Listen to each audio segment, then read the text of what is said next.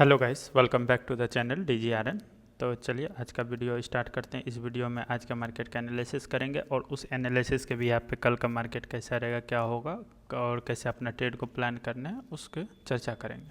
तो सबसे पहले आज का मार्केट का डिस्कशन स्टार्ट करते हैं। आज का मार्केट के डिस्कशन से पहले थोड़ा सा कल के बारे में बात कर लेते हैं। कल का मार्केट देखने के बाद कल के भी मार्केट से पहले का जो एनालिसिस देखेगा उसमें बताए थे 24,400 को वैल्यू नहीं देगा, और कल का मार्केट में कल के एनालिसिस में बोले थे 24,400 को वैल्यू नहीं देगा। इनिशियल में मार्केट वही हुआ, 24,400 को कोई वैल्यू नहीं दिया, वो सपोर्ट रेजिस्टेंस कुछ नहीं बना, सीधा आया 300 को वैल्यू दिया, 300 के आसपास आया, फिर वहाँ से तो ये शार्प रिकवरी क्यों हुआ आज का मार्केट में। आज के मार्केट में पहले देखिए ओपन होता है फ्लैट ओपनिंग के साथ खुला, नीचे बियरिश सेंटीमेंट था। हाँ, हाई क्लोज जो था कल का क्लोजिंग जो था, क्लोजिंग का आप देखेंगे तो वो 400 के एबव था।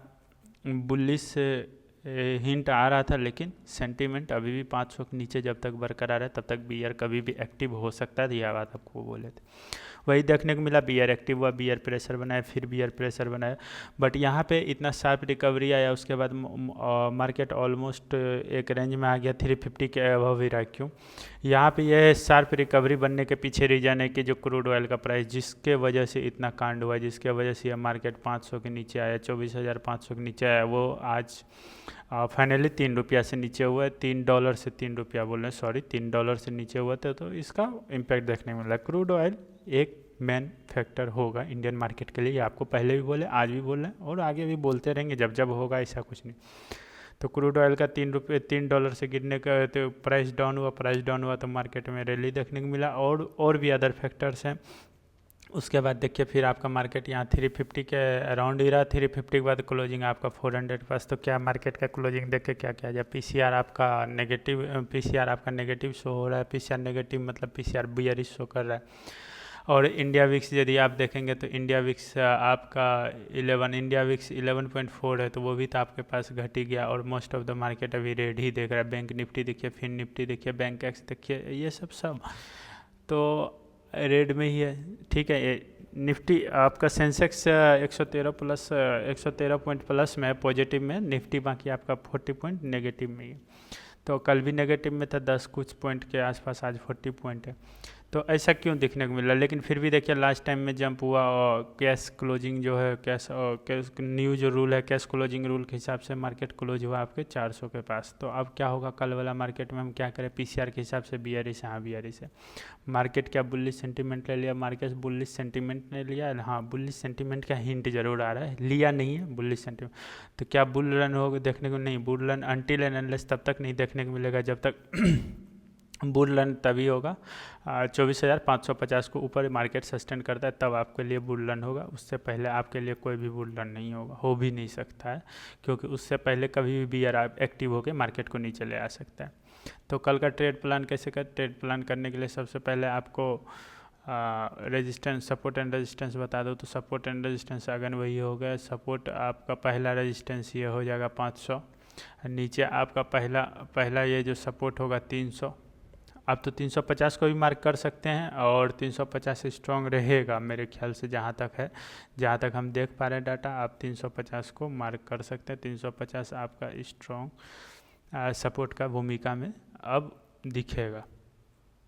तो आगे क्या, आगे अब मार्केट 400 के ऊपर, कल मुझे 400 के ऊपर जाता हुआ दिख रहा है, और 500 के आसपास या 450 के प्लस में क्लोज होता हुआ दिख रहा है मार्केट। होपफुली हो जाए, नहीं होगा तो फिर आपका मार्केट 300 के आसपास क्लोज होगा, बियर यदि एक्टिव हो गया। और मुझे बियर क्रूड प्राइस आपका घट ही गया है, और भी जो हिंट आ रहा है उस हिंट के हिसाब से आपका मार्केट कल 450 के ऊपर क्लोज होने का ट्राई करेगा।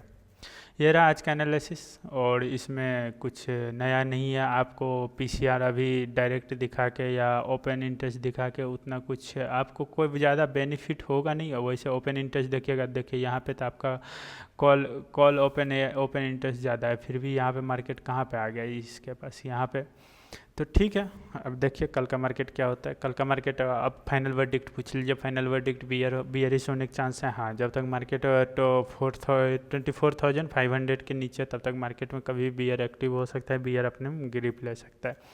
क्या मार्केट 100% बियर ग्रिप पे नहीं है? आज $3 से क्रूड प्राइस घट गया है और उसके बाद ये सेंटीमेंट कहीं ना कहीं बुल के तरफ ले जाएगा। तो क्या बुल रन देखने? नहीं, बुल रन अभी नहीं देख सकते हैं। बुल रन बुलिश हो जाएगा मार्केट अनटिल एंड अनलेस जब तक ये 24,550 के ऊपर सस्टेन नहीं करता।